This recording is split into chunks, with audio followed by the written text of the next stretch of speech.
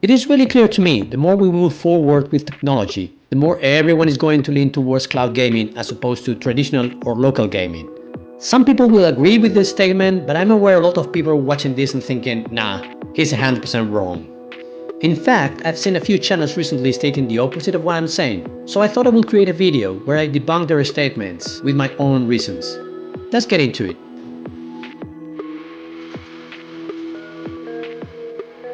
I depend on Wi-Fi for playing. Let's start with this one.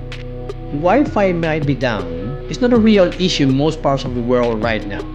As of 2023, that is last year, more than a quarter of the world's employees are working on a hybrid model, and more than 10% fully remotely. That means that at least 1 in 4 people are using their Wi-Fi connection on a daily basis for many hours a day. If your Wi-Fi is unstable, then it's just a matter of time until you have to replace it. It's going to be a similar situation as my water tap is dripping or the power in my house is faulty. Wi-Fi is becoming more and more of a need in our lives, and not just for gaming, but for everyday household situations. So yeah, you will depend on Wi-Fi, the same way Romans didn't miss electricity and you can't live without it now. No physical support means data and games might get lost forever. I was really surprised when I heard this from another content creator. His point was that a game was being retired from the digital store because of legal reasons, and now he couldn't buy it anymore. But this makes very little sense to me. This has happened in the past, and the problem wasn't digital versions. The problem was that when physical versions were out of stock, that's when you really couldn't buy the game anymore.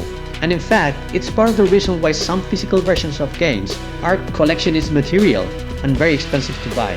When a game is not being sold anymore on digital stores, finding it on the internet can get tricky, but always way less difficult than searching for a physical copy of it. That's been true for the last 10 years, and it's only even more true right now. Input lag sucks. Okay, notice how the title of this video is Why Cloud Gaming is the Future, and not Why Cloud Gaming is better than anything else right now. And that's because for all the benefits of cloud gaming over traditional gaming, which are a lot, the one that is actually worse is input lag. Yet. Why do I say this? Because input lag in cloud gaming has been getting consistently better for the last few years, and as technology gets better and our connections improve as well, this is only going to be less and less of a problem. There are already specific setups which make very difficult to tell apart cloud gaming from traditional or local gaming. These setups are not yet the norm, but again, the more time passes, the more those improvements will become the new standard. So yes, as of today, input lag, depending on the type of game, your hardware, and your connection, might be an issue, but in a few years, it's not going to be a thing anymore, and we only need to look back a couple of years to confirm this. Subscription models suck and it's expensive. The only reason anyone will make this comment right now is because A, they already spend a huge amount of money on a gaming system, or B, they haven't crunched any numbers. Because the truth is, assuming you already have a Wi-Fi connection at home, and it's a safe assumption if you need to check emails or watch streaming channels, cloud gaming is incredibly cheaper. You can play AAA games on an £80 mini PC, and I'm not kidding, for less than £10 a month. I'm not going to account for the monitor, even though you could save there as well as you could use your TV. But just out of the system itself, compared to a regular gaming PC, you are saving more than £2,000, and that's not even thinking about the top-of-the-line gaming PC. For that difference in price, you could pay your subscription for more than 15 years, and where will your gaming PC be by that time?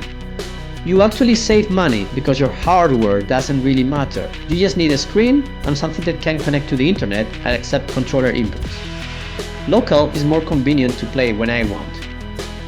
This is so wrong, it almost debunks itself. With cloud gaming, you can play anywhere with a decent connection without having to bring your desktop or console. You can play your handhelds or TVs. You can resume your game. You might have the occasional error on the service, but you will not have any issues with your machine, as in drivers, memory issues, storage, etc. And very importantly for this channel, you can play in a more relaxed posture or area. You are not chained to your chair anymore. So yeah, cloud gaming is way more convenient and flexible.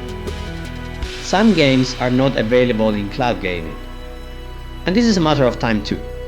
Geforce Now offers more than 2,000 games right now. And if you account for other services such as Boosteroid or Gamepass, there are only going to be very few current games that you can't play. I do think one area where cloud gaming needs to improve a lot is in the access to older games. And I don't just mean retro gaming and old consoles where emulation is working really well on most devices, but also games from 8 to 15 years ago, some of which are still very good and hard to find in cloud gaming services. I have to buy my games twice. Believe it or not, this came from another content creator, and he was actually referring to Geforce Now. This is so wrong, it's really easy to debunk. In order to play a game on Geforce Now or other similar services, you need to own the game previously from either Steam, Epic or other similar stores. What Geforce Now allows you is to access that game from the cloud, so you can play it wherever you want by just streaming video from a high-end machine on their side. That's what you're paying for. You're not paying for the game. If you ever stop paying Geforce Now, you don't lose your game license. The service that became famous for making you pay twice for a game was Stadia. Those were exclusive licenses that only allow you to play there, and we all know how that ended, right? It feels like people saying this are repeating something they heard back when Stadia was a thing.